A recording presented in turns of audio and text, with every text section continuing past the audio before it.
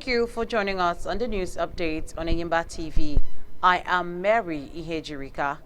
The Abia State Police Command has denied a social media claim that its operatives attached to Aba Area Command demanded 100,000 naira each from 10 suspects as bail.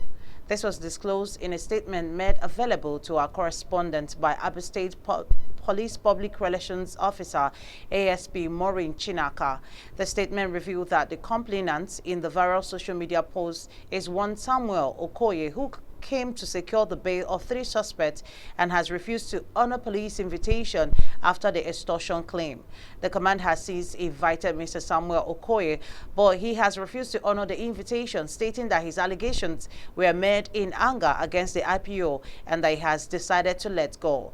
The command frowned at the defamatory statement and pledged to kick against any unprofessional conduct by its officers while encouraging the public to verify the accuracy of information before making posts. The Niger Delta Rights Advocate NDRA has commended the federal government for launching a garment and shoe factory in Abia State, describing it as a significant step towards empowering inmates and reducing prison populations. The factory, established by the Nigerian Correctional Service (NCOS) in partnership with Aerogym Nigeria Limited, is expected to provide vocational training and skills to inmates, enabling them to earn a living both within and outside the correctional facilities. According to Bright Ngolo, chairman of NDRA, this initiative is a testament to the government's ability to transform lives through vocational skills acquisition and training. The organization said it believes that increasing such programs will help reduce the number of inmates in the 240 custodial centers nationwide. The group urged the federal government and the National Assembly to increase budgetary allocations to the NCOS and Interior Ministry to further support the initiative. The organization praises Dr. Olubunmi Tunji-Ojo and his team for their efforts in rebuilding and transforming decayed custodial centers. A gun battle erupted between soldiers and yet-to-be-known gunmen in Ehime-Mbano local government area of Imo State, allegedly leaving scores dead and many injured. According to reports, the attack occurred at the Aba branch in Ehime-Mbano last night.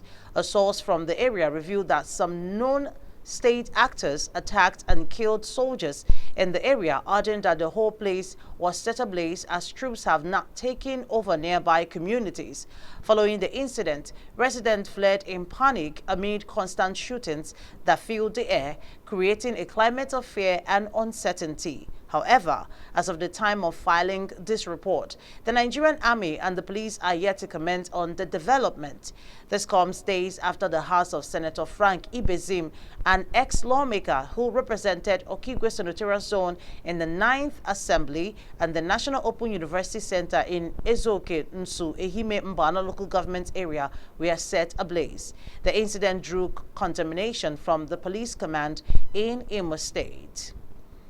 Over 2 weeks after the Edo State off-cycle governorship election, women from the People's Democratic Party (PDP) took to the streets in a peaceful protest. Their demand is simple: declare Asue Igotalo, the PDP candidate, as the rightful winner of the election. Dressed in black to symbolize mourning, the women accused the Electoral Commission of stealing their mandate. They claimed the Independent National Electoral Commission (INEC) handed the victory to the All Progressives Congress (APC) candidate, Senator Monday Okpobolo. This protest covered major streets in Benin City and reached the premises of the Nigerian Union of Journalists (NUJ). Independent National Electoral Commission says it will today make available to the People's Democratic Party electoral materials for the September 21 Edo State governorship poll. The Resident Electoral Commission for Edo State, Dr. Abuem Onwoha, disclosed this in an interview amid complaints of delay by the PDP. PDP National Publicity Secretary Debo Oluganagba had alleged that INEC officials were deliberately withholding the electoral materials to allegedly doctor them in order to conceal the alleged rigging of the poll. The rec told newsmen that the PDP would be given access to the election materials today. A federal high court in Abuja has declared Julius Abure as the substantive chairman of the Labour Party. Justice Emeka Nwite affirmed the Abure-led leadership and the March 2024 Nnewi Convention that produced the party executives. Nwite ordered the Independent National Electoral Commission, INEC, to recognize Abure as the legitimate chair of the party. INEC had argued that the Labour Party's National Convention violated the Nigerian Constitution and Electoral Act and that the party failed to meet legal requirements for holding the convention. It will be recalled that following a leadership crisis that rocked the LP, the neck of the party last month resolved to remove Abure as the national chairman. The national chairman of the Labour Party, LP, Julius Abure, has announced forgiveness for his opponents whom he accused of assassinating his character in the course of the political feud over the party's leadership. Abure said this in his first official reaction after a federal high court in Abuja upheld his election for a second term. The LP chairman specifically called on Peter Obi, whom he referred to as the former LP presidential candidate, to help unite the party. You're watching Enyimba TV News. After the short break, the news continues with the lead story for the day in addition to business and sports update. Please stay tuned. We'll be right back.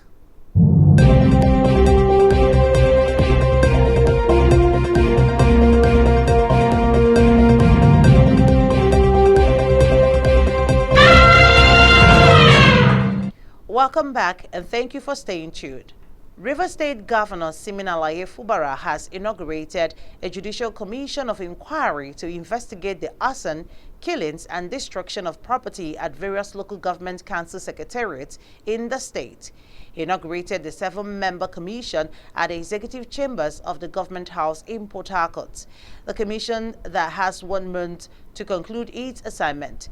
The governor said the recent attacks and burning of local government council secretariat seemed like a repeat of what was experienced in 2014, months to the general elections of 2015, when courts were set ablaze, residences bombed and people killed, leading to the closure of courts in Rivers State.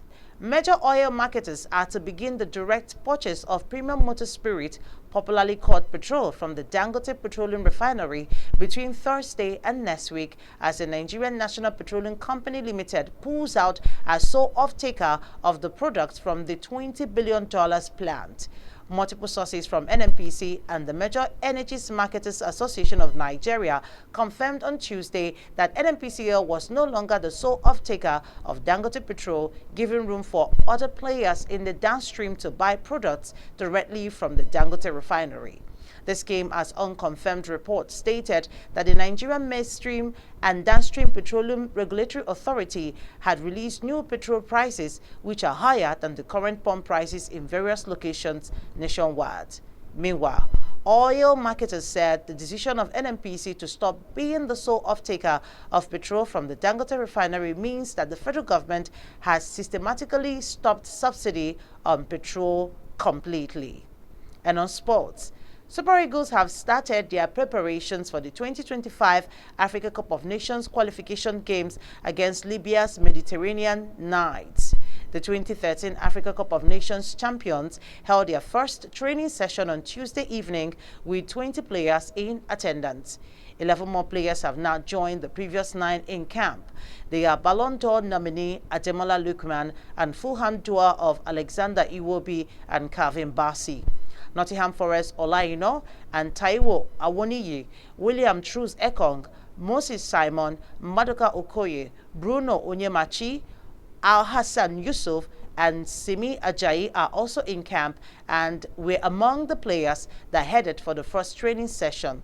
Sevilla forwards Kelechi Iheanacho and Chidera Ejuke alongside Fenerbahce's fullback Bright Osayi Samuel are the only players yet to report for international duty. Nigeria will take on Libya at the Godswill Akpabio International Stadium, Uyo, on Friday, October 11, while the reverse fixtures will take place in Benghazi on October 15. And that's our package of news for now. Please join us for more updates in our subsequent bulletins. Meanwhile, don't forget to subscribe to this channel on YouTube. Click on the notification bell to receive alerts when new videos are uploaded. Thank you for watching. On behalf of the production team, I am Mary Ihejirika. Enjoy the rest of your day.